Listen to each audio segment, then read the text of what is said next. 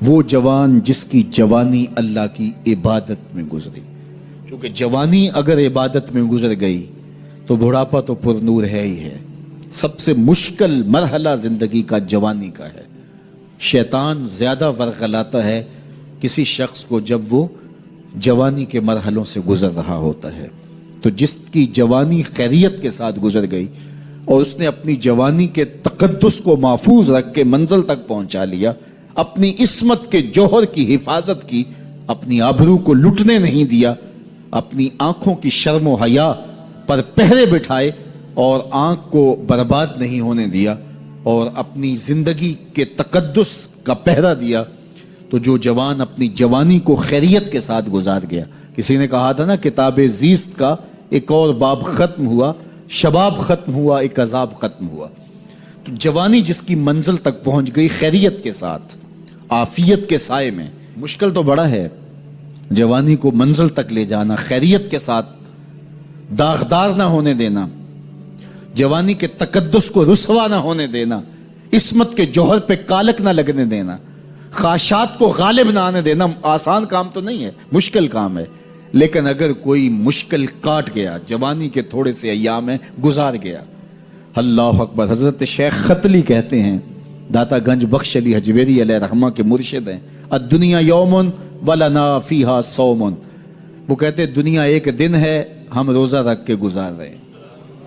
تو روزہ رکھ کے سارا دن گزر ہی جاتا ہے، دوپہر بھی آتی ہے گزر جاتی ہے، اور عصر کا وقت بھی آتا ہے گزر جاتا ہے، کھانے کا وقت بھی آتا ہے، چائے کا وقت بھی آتا ہے، سب کچھ ہوتا ہے لیکن گزر جاتا ہے. افطار تک بندہ پہنچ جاتا ہے. جس نے زندگی روزے کی طرح گزار دی، جس نے جوانی روزہ رکھ کے گزار دی، خواہشات کو بے قابو نہیں ہونے دیا، مشکل کام تھا لیکن اس نے مشکل کام کر دکھایا. اجر کتنا بڑا ہے، سنیے اللہ کے محبوب کی زبان سے سنیے. حضور نے ارشاد فرمایا جو سید ابو ہریرہ کے ذریعے سے ہمارے تک پہنچا، فرمایا قیامت کے دن جب سورج کا رخ سیدھا ہوگا، زمین تانبے کی ہوگی، لوگ پسینے میں شرابور ہوں گے، کوئی ٹخنوں تک پسینے میں، کوئی گھٹنوں تک، کوئی کمر تک، کسی کو پسینے کی لگام دی جائے گی. اور وہ پسینہ ایسے نہیں ہوگا جس طرح یہ پسینہ ہے، اتنا گرم ہوگا. ابن رجب حنبلی کہتے ہیں اس پسینے کا ایک قطرہ اگر احد پہاڑ پہ ڈال دیا جائے تو وہ پگھل جائے، اتنا گرم ہوگا، بدبودار اتنا ہوگا. ایک قطرہ دنیا پہ ڈال دیا جائے، انسان کیا جانوروں کے دماغ بھی پھٹ جائیں. اس پسینے میں لوگ شرابور ہوں گے.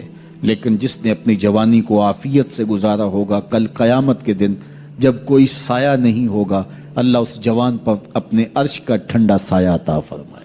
وہ شخص جس کو کسی عورت نے دعوت گناہ دی اور وہ صاحب منصب تھی، صاحب جمال تھی، اور اس نے یہ کہہ کہ یہ خواہش، یہ آرزو مسترد کر دی، انی خاف اللہ. اسی طرح کوئی عورت ہے تو اس نے اپنے تقدس کی حفاظت کی، اپنی آبرو پہ پہرا دیا اور کسی پیشکش کو ٹھکرا دیا، تو فرمایا قیامت کے دن جب کوئی سایہ نہیں ہوگا، اللہ اسے بھی اپنے عرش کا ٹھنڈا سایہ دے گا. کیسا سخت دن ہوگا، اور وہ کس اعزاز میں ہوگا، کس تکریم میں ہوگا. یہ تو 4 دن 10-20 سال ہیں، اور وہ 50,000 سال کا ایک دن. پھر اس کو اللہ کا شکر ادا کرنا ہوگا کہ اللہ تو نے کتنا کرم کیا میرے اوپر کہ میری جوانی خیریت اور عافیت سے گزری، اور آج اس کا تو کتنا بہتر صلہ مجھ کو دے رہا. وہ جوان جو ہی پروان چڑھا، ان فوان شباب آیا، تو اس کی پیشانی سجدے کے تقدس سے مالا مال ہو گئی. اس کی آنکھوں میں حیا اور شرم کے پہرے آ گئے، اس کے خیالوں میں پاکیزگی آ گئی، اس کی زندگی کے شب و روز نیکی کے ماحول میں بسر ہونے لگے. اس کی راتیں ذکر الہی میں، تلاوت کلام مجید میں، اور دن یاد الہی میں روزے سے گزرنے لگے. حضرت عطا تابی ہیں، کہتے ہیں میں عبداللہ ابن عمر رضی اللہ تعالیٰ عنہ اور حضرت عبید بن عمیر رضی اللہ تعالیٰ عنہما، ہم تینوں حضور سیدہ عائشہ رضی اللہ تعالیٰ عنہا کی خدمت میں ایک دن حاضر ہوئے اور جا کر کے کہا کہ حدثنی بِأَعْجَبَ مَا رَأَيْتَ مِن رسول اللہ صلی اللہ علیہ وسلم، کہ اماں جان حضور کی کوئی ایسی بات سناؤ جو بڑی عجیب ہو. ہم تینوں لوگ جب حاضر ہوئے اور یہ بات عرض کی تو حضرت عطا کہتی ہیں کہ ام المومنین سیدہ عائشہ رو پڑی اور فرمانے لگی آقا کی ہر بات ہی عجیب تھی. اور پھر انہوں نے ایک بات سنائی.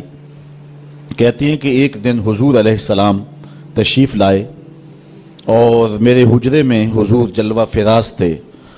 رات کا کچھ حصہ بیتا تو فرمانے لگے اتازنین لی فی عبادت ربی، اے عائشہ مجھے اللہ کی عبادت کے لیے تم جو ہے وہ اجازت نہیں دیتی ہو.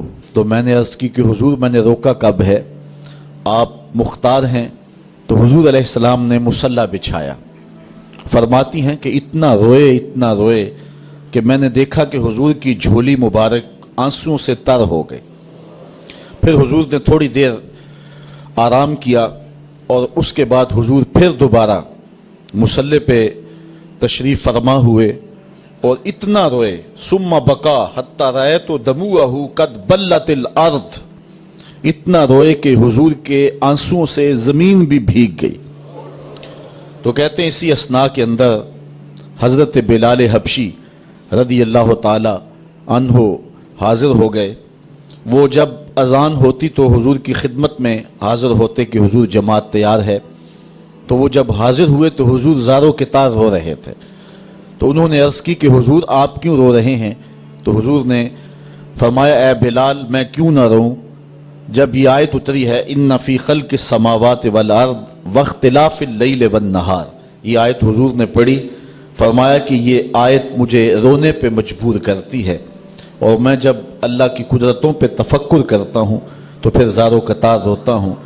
اس طرح ساری رات حضور آنسوؤں میں گزار دیتے اور اللہ کے حضور اتنی کثرت کے ساتھ روتے کہ حضرت انس کہتے ہیں کان رسول اللہ صلی اللہ علیہ وسلم ابہر العینین، حضور کی آنکھیں دریا جیسی تھیں. حضور نبی رحمت صلی اللہ علیہ وسلم کی مبارک آنکھوں کا رخ زیادہ زمین کی طرف ہوتا. جب دیکھتے تو آسمان کی طرف کم دیکھتے، زیادہ حضور زمین کی طرف دیکھتے. نظرہ الی الارض اکثر من نظرہ الی السماء، آسمان کی طرف بھی حضور کی نگاہیں اٹھتی تھیں لیکن زیادہ حضور زمین کی طرف دیکھا کرتے تھے. اور جب حضور کی نگاہیں اٹھتی تھیں تو پھر اللہ جبریل کو بھیجتا تھا. قد نرا تقلب وجہک فی السماء، محبوب تیرے چہرے کو ہم بار بار آسمان کی طرف پلٹتے ہوئے دیکھتے ہیں. اللہ اکبر. تو محبوب اگر پروگرام بن گیا ہے قبلہ تبدیل کرنے کا تو پھر دیر نہ کیجیے، ابھی رخ پھیر لیجیے. قبیلہ بنو سلمہ کی مسجد ہے، ظہر کی نماز ہے، 2 رکعتیں پڑھی جا چکی ہیں، 2 رکعتیں ابھی باقی ہیں. خاطر آتر میں بات آئی قبلہ بدل جائے تو کیا خوب ہو. تو ابھی دل میں خیال آیا اور خیال سے ہی آسمان کی طرف نظریں اٹھی تو جبریل امین حاضر خدمت ہو گئے رب کا سندیسہ لے کر، رب کا پیغام لے کر. محبوب اگر پروگرام بن گیا ہے تو پھر دیر نہ کیجیے، ابھی رخ پھیر لیجیے.